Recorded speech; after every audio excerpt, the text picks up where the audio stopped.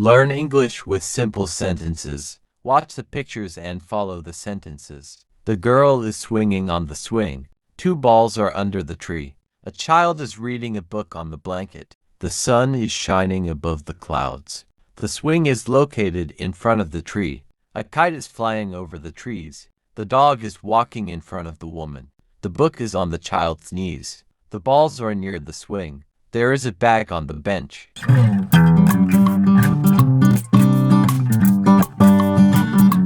The boy is next to his mother. The mother is pushing the shopping cart in front of the shelves. There are carrots in the vegetable bin. The boy is walking beside the cart. The cans are on the shelves. There is a box under the shelf. The vegetables are in front of the boy. A bottle is inside the shopping cart. The jars are on top of the shelf. The boy is holding his mother's hand with a smile. Türkiye var bilir misin?